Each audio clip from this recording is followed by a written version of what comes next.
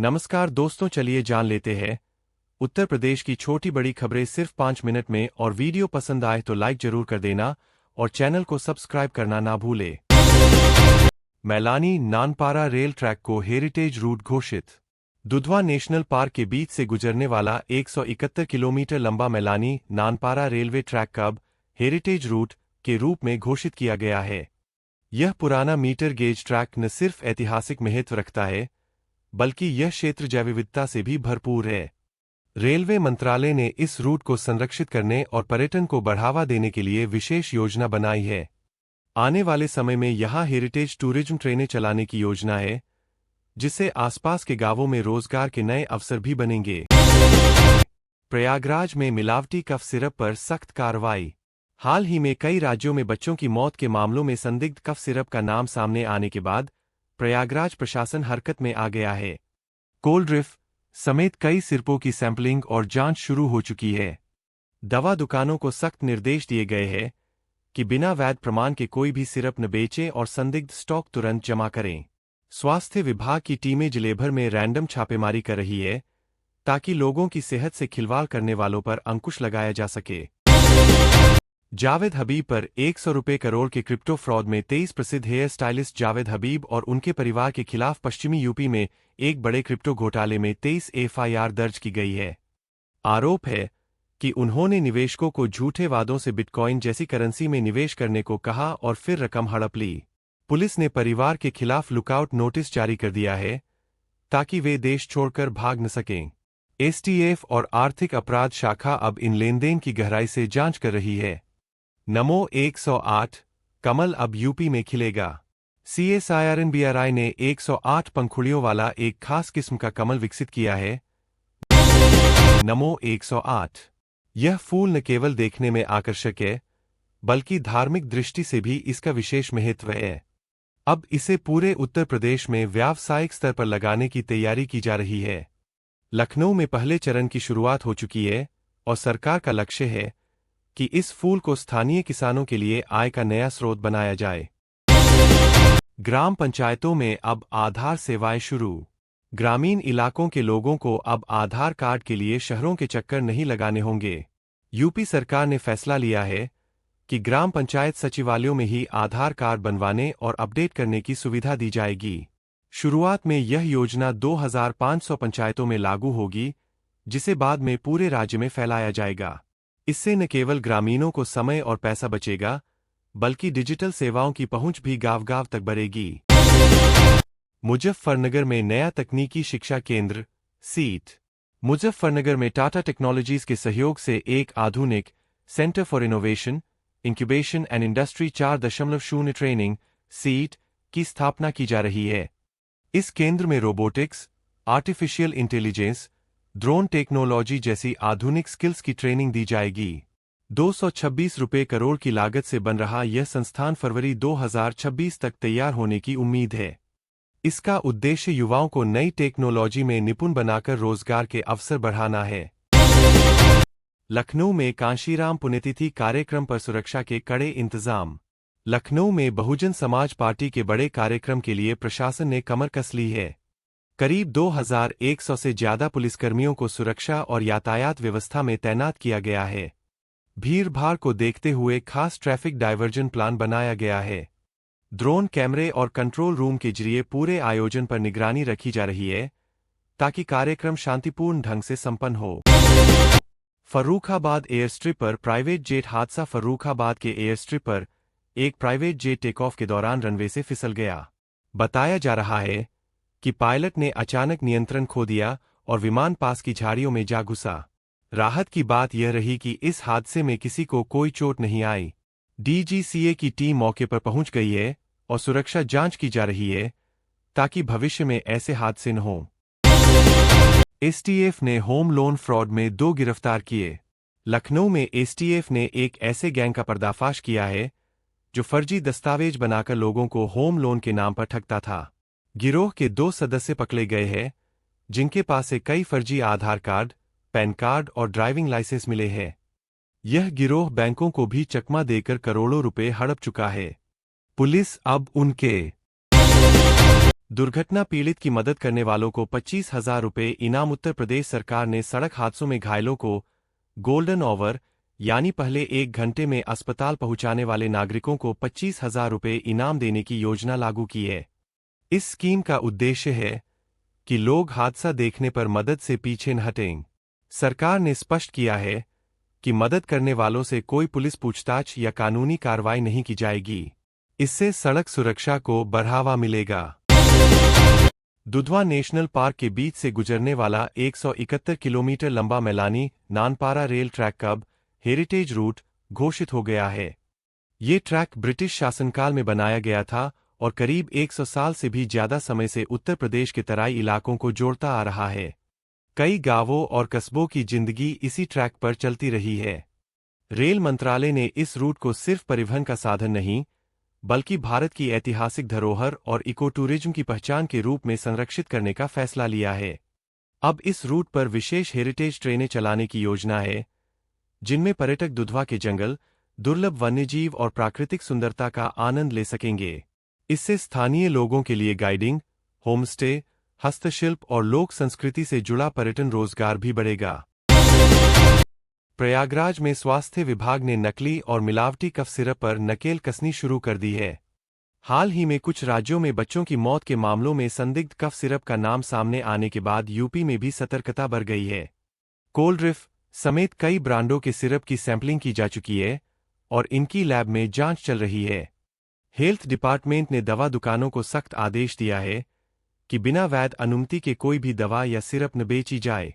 साथ ही अगर किसी दुकान पर मिलावटी दवाएं पाई जाती है तो उसका लाइसेंस रद्द कर दिया जाएगा।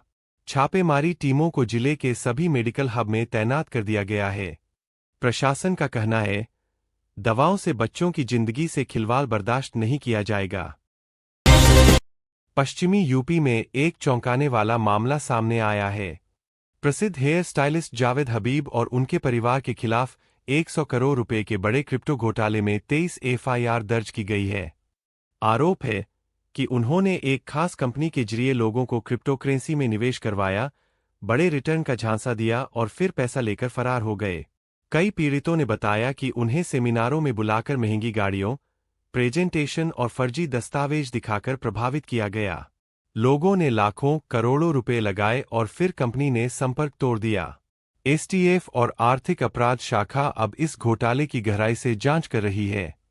पुलिस ने परिवार के खिलाफ लुकआउट नोटिस जारी कर दिया है ताकि वे विदेश न भाग सकें।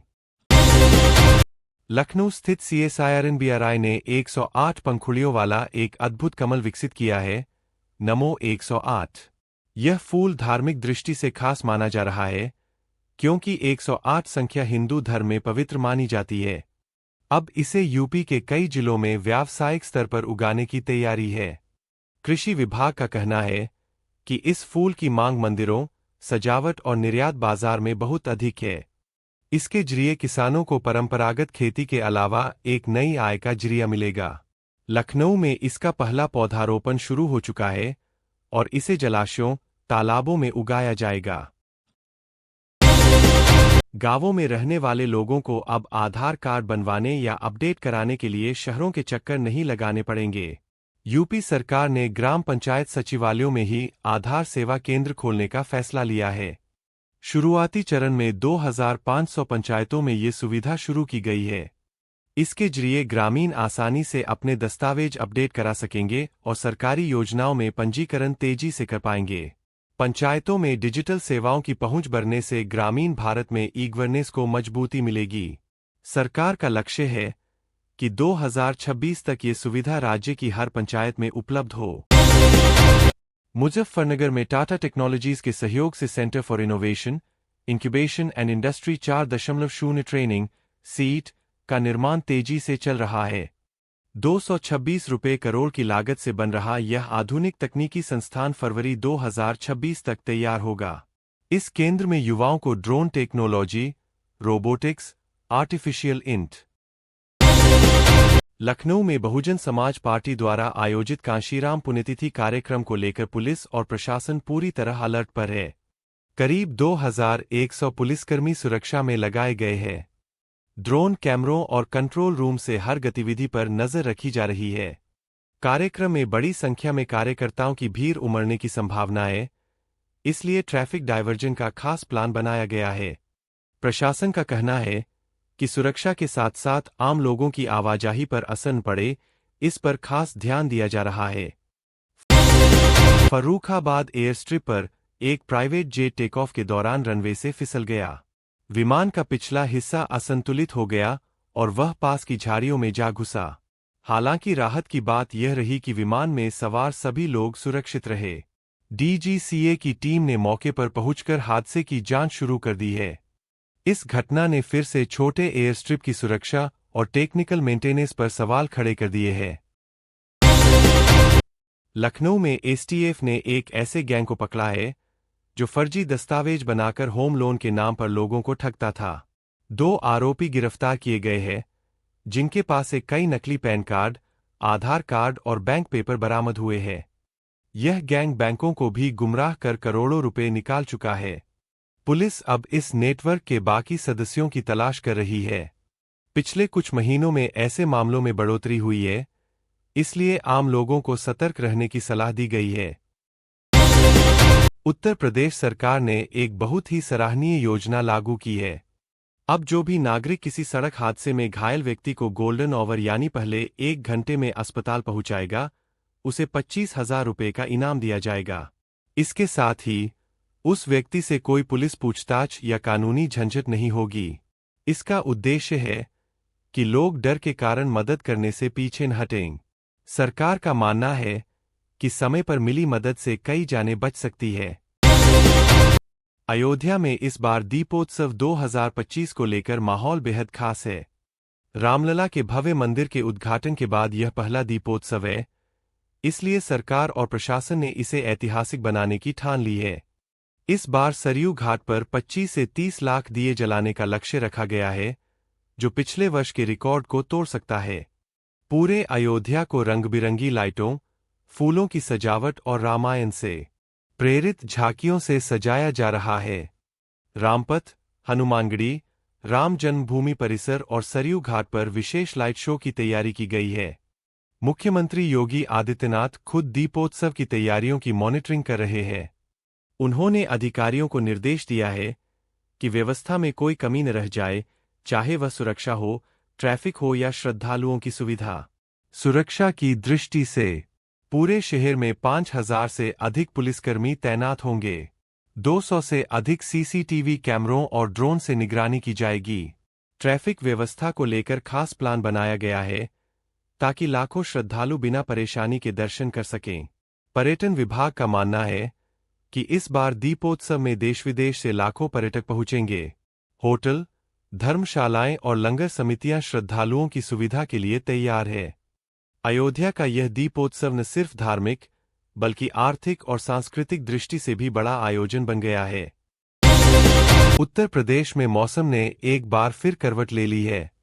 पहाड़ी इलाकों में हो रही बर्फबारी का असर अब मैदानी राज्यों पर साफ दिखने लगा है। मौसम विभाग ने आने वाले 72 घंटों के लिए 20 से अधिक जिलों में भारी बारिश, तेज हवाएं और ठंड में बढ़ोतरी का अलर्ट जारी किया है। पश्चिमी यूपी के सहारनपुर, मेरठ, बरेली, मुरादाबाद में गरज चमक के साथ बारिश की संभावना है। पूर्वी यूपी के लखनऊ, गोरखपुर, वाराणसी और प्रयागराज में घना कोहरा और ठंडी हवाओं का असर दिखेगा। न्यूनतम तापमान में 4 से 6 डिग्री तक की गिरावट दर्ज की जा सकती है। मौसम वैज्ञानिकों के मुताबिक पश्चिमी विक्षोभ सक्रिय होने के कारण यह बदलाव देखने को मिल रहा है। कृषि विभाग ने किसानों को चेतावनी दी है कि वे अपनी तैयार फसलों को सुरक्षित स्थान पर रखें ताकि तेज हवाओं या बारिश से नुकसान न हो। स्वास्थ्य विभाग ने भी लोगों को सलाह दी है, सुबह शाम बाहर निकलते समय गर्म कपड़े पहनें। बच्चों और बुजुर्गों का विशेष ध्यान रखें, बिना जरूरत देर रात यात्रा से बचें। यूपी ट्रैफिक पुलिस ने घने कोहरे को देखते हुए सभी ड्राइवरों से धीमी गति से वाहन चलाने और फॉग लाइट का इस्तेमाल करने की अपील की है। राज्य सरकार ने प्रशासन को अलर्ट पर रखा है ताकि किसी भी स्थिति से निपटा जा सके। उत्तर प्रदेश सरकार ने अपराधियों और माफियाओं पर शिकंजा कसते हुए एक बार फिर बड़ी कार्रवाई की है। पुलिस और एसटीएफ की संयुक्त टीम ने 5 जिलों में छापेमारी कर एक बड़े गैंग की 50 करोड़ रुपए से अधिक की अवैध संपत्ति जब्त की है। यह गैंग जमीन कब्जाने, अवैध खनन, रंगदारी वसूली और फर्जी रजिस्ट्री के जरिए करोड़ों रुपए का नेटवर्क चला रहा था। पुलिस ने गैंग के कई सक्रिय सदस्यों को गिरफ्तार कर लिया है, जबकि कुछ फरार है, जिनकी तलाश में टीमें दबिश दे रही है। जब्त की गई संपत्तियों में प्लॉट, फार्म हाउस, लग्जरी गाड़ियां और बैंक खाते शामिल है। मुख्यमंत्री योगी आदित्यनाथ ने स्पष्ट कहा है, उत्तर प्रदेश में अब माफिया राज नहीं चलेगा। जो लोग जनता को डराकर अवैध तरीकों से पैसा कमाते हैं, उन पर बुलडोजर और कानून दोनों चलेगा। यह कार्रवाई राज्य में चल रहे ऑपरेशन माफिया का हिस्सा है। पिछले 1 साल में अब तक सैकड़ों करोड़ की संपत्तियों पर कब्जा किया जा चुका है। प्रशासन का दावा है कि आगे भी इस तरह की कार्रवाई और तेज की जाएगी। स्थानीय लोगों ने भी इस अभियान का स्वागत किया है और कहा है कि इस कार्रवाई से इलाके में डर का माहौल खत्म हुआ है और लोगों में कानून के प्रति भरोसा बढ़ा है।